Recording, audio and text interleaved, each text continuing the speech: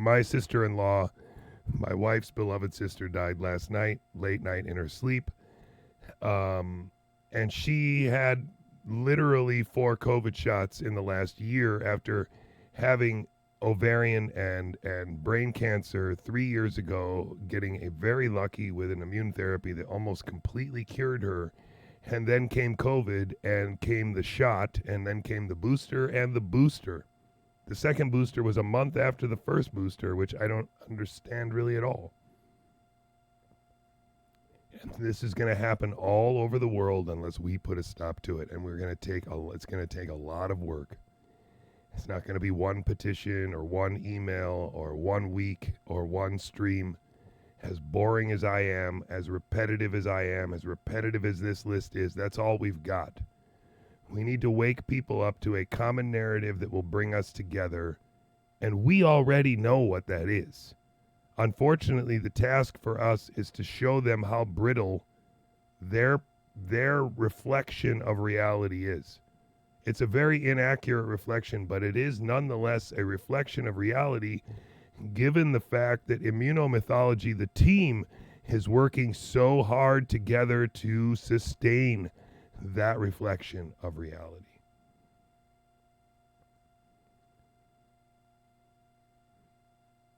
And so what I hope to bring everybody together with is the idea that we all share natural immunity. This is a bibliography. I'm going to go too fast. You're going to have to download this stream and get all these links and follow along on the previous ones, to learn some of them, and then the new ones. I'll try and give you a little bit of an introduction tonight, but we'll probably have to go over it all again, because I'm going way too fast tonight in order to get done by midnight. Yeah. I'll barely make it by midnight, I guess. So epithelial cells are the primary layer. We talked about this already, right? And I want to be sure that we're here again.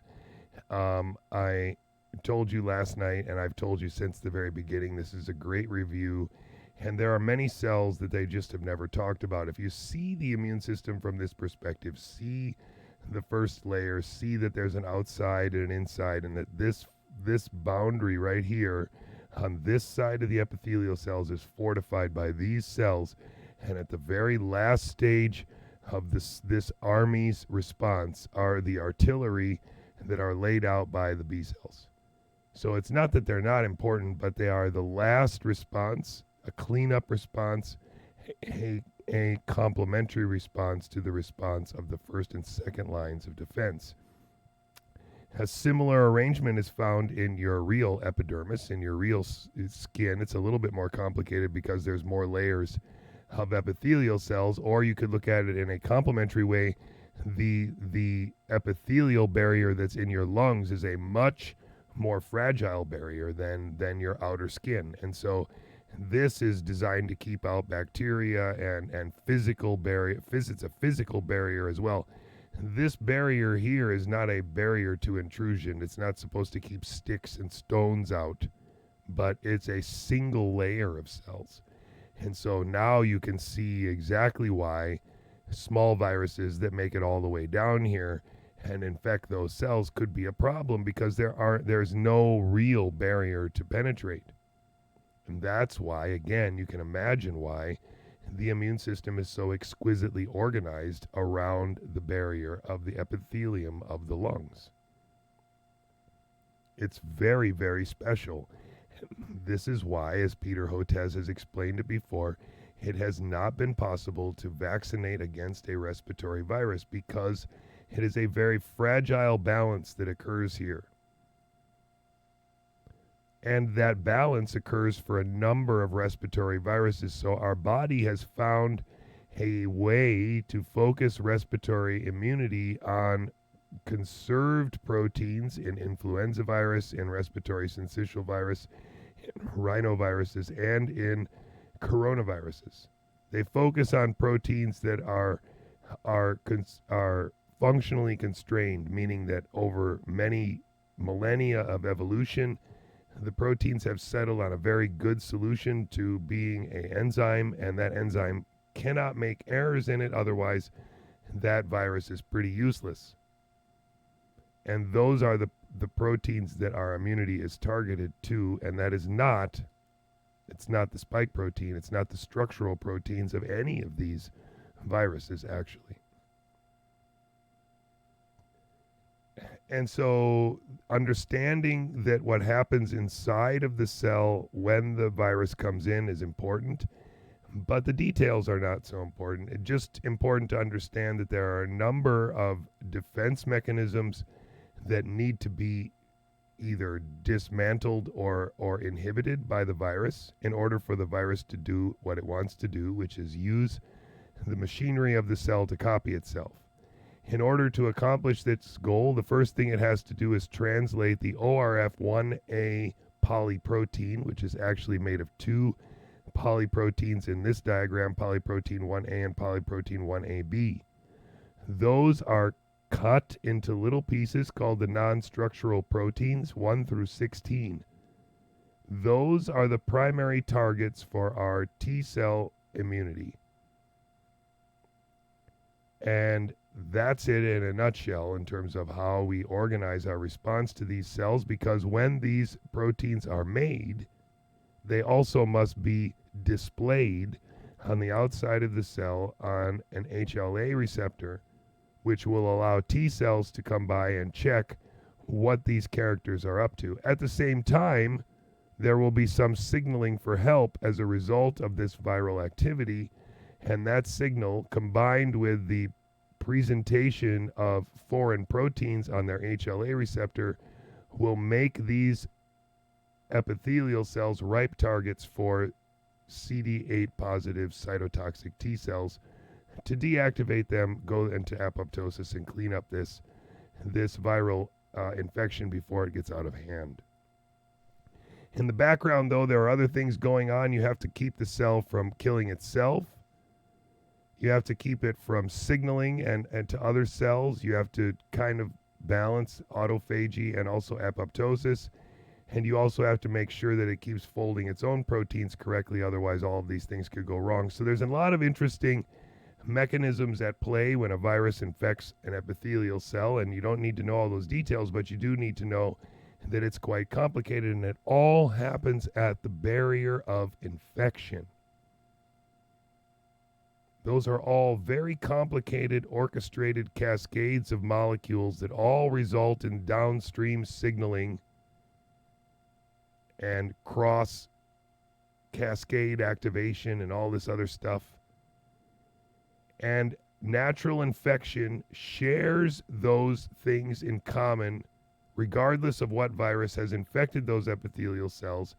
And those signaling pathways and those signaling cascading gradients of concentration of chemokines and cytokines to and from the infection, to and from the draining lymph nodes, are vital for the organization of the immune system oriented toward the barrier of infection.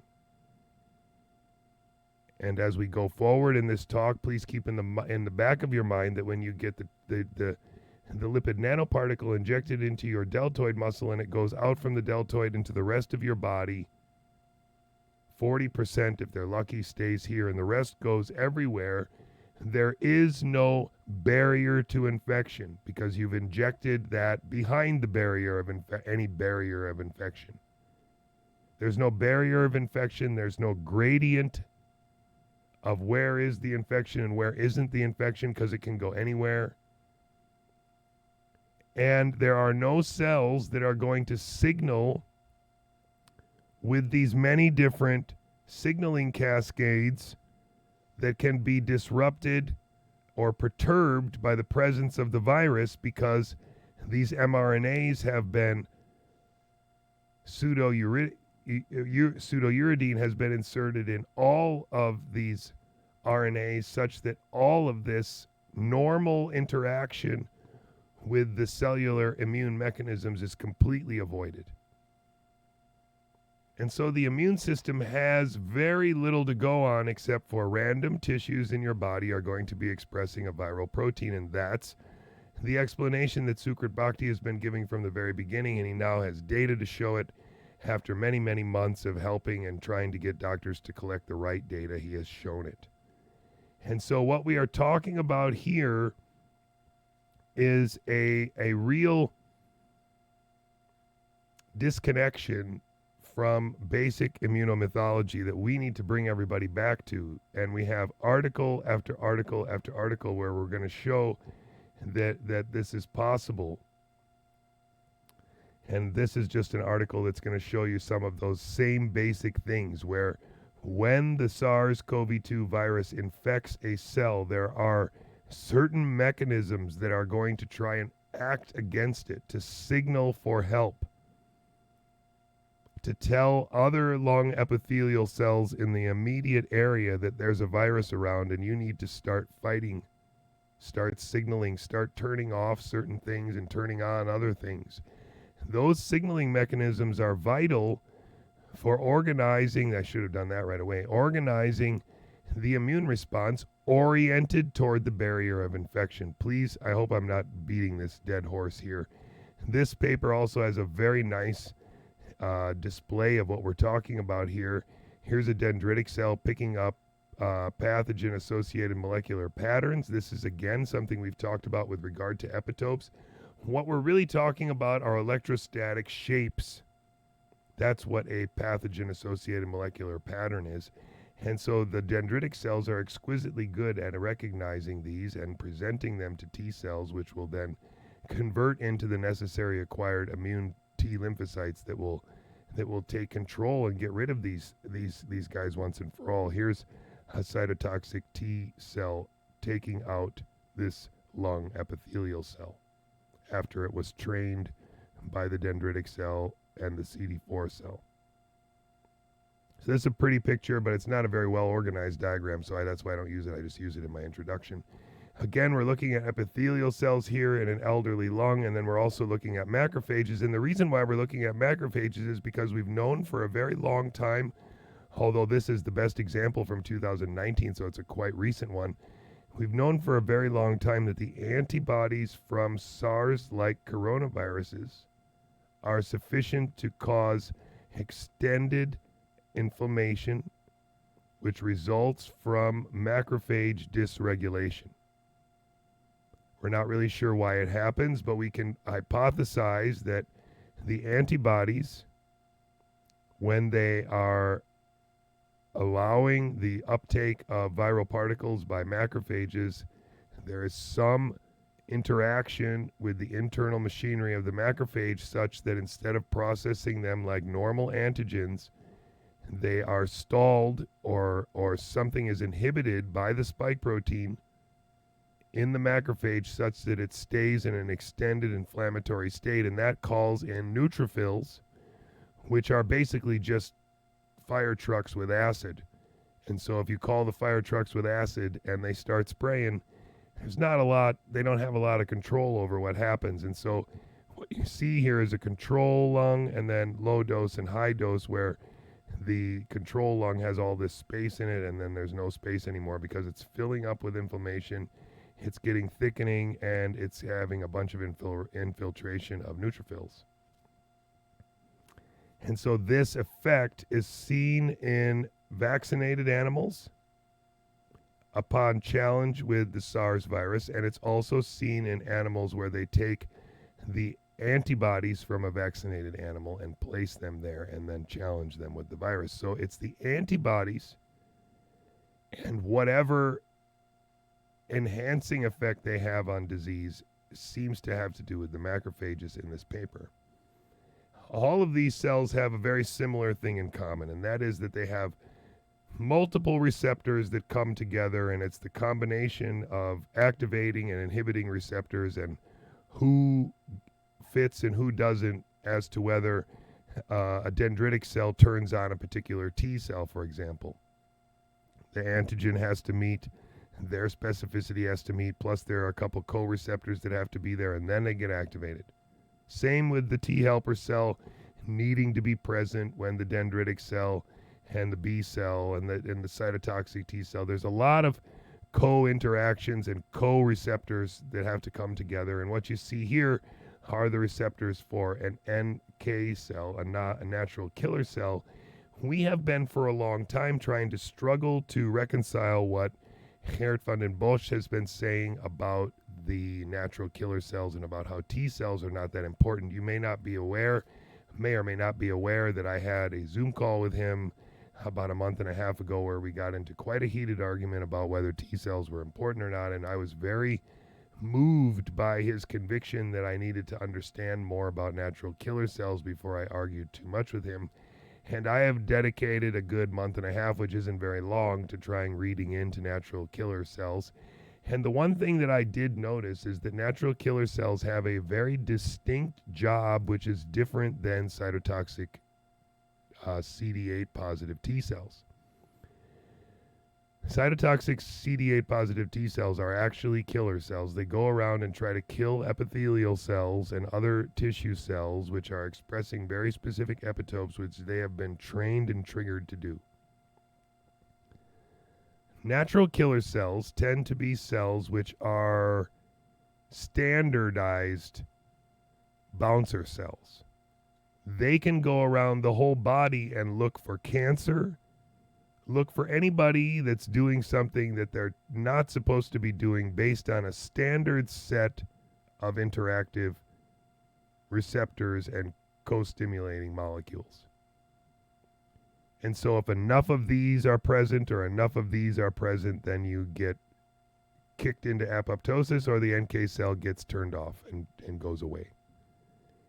But these guys are even responsible, for example, they could be an HIV, they could be regulating autoimmunity, they have a role in organ transplantation and rejection, they have a role in fighting parasites, they have a role in the early control of herpes virus, they are eliminating tumors. And so the things that the CD8 positive T cells do with respect to the acquired immune system, it seems as though the NK cell does for everything. They're kind of like a James Bond almost. They have a license to kill and they can kill anybody they want to. And so are they involved any more than the macrophages? I'm not sure. I do know that they can regulate the macrophages. And by regulating the macrophages, they could be very important for the early response. They can deactivate and kill activated T cells.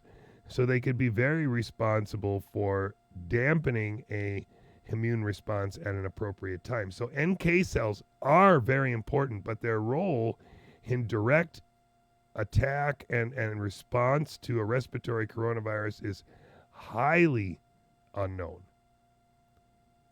And people do postulate that they can learn. People do postulate that over time that they can become more specific for certain things. So it is possible, but I think their role is primarily a permissive one. And so it could be more important to have them ready to put everything in check at the end than it is for them to be ready in the beginning. It seems to be more macrophages, but again, if I could get another talk with Geert, I think would make a lot more progress. So I would just summarize it like this, that NK cells and alveolar macrophages are the first responders. NK cells are capable of acting early, but they have a wide role here. So they could easily be the first ones that are killing epithelial cells that are making proteins that they're not supposed to. So I will not say that they're not doing that, but I don't think they are as important as T cells with regard to memory of specific viral infections. And so I'm sticking with my guns on that for now. Dysregulation of macrophages and neutrophils is likely, and that is likely from a number of, we're going to see some other papers that also connect long COVID to macrophages and neutrophils and monocytes, which are holding the spike protein longer than they should. There it is right there.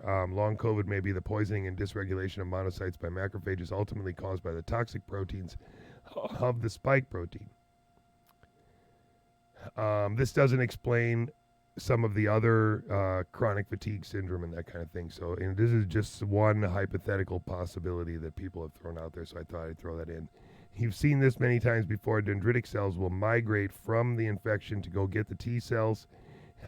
This is coming from a long history of research from Stanley Perlman and being ignored or trying to be erased by Dr. Francis Collins in the past few months. I'll get myself out of the way. You can see that link. We've been using the same diagram here in the background since the very beginning because it's such a succinct one. And I've been trying to emphasize that the T cell response is aimed at viral replication, whereas the immune antibody response is aimed at cleanup.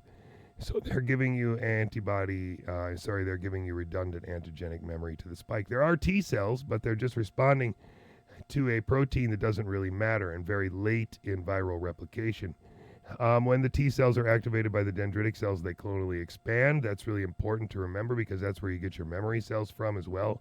And they have to clonally expand because the CD4 positive cells, some of them have to activate B cells, and some of them need to migrate back because they are the ones that permit the CD8 positive cells to cross from the blood into the tissue, and they are also needed to reactivate the macrophages and reinvigorate the neutrophils and NK cells here.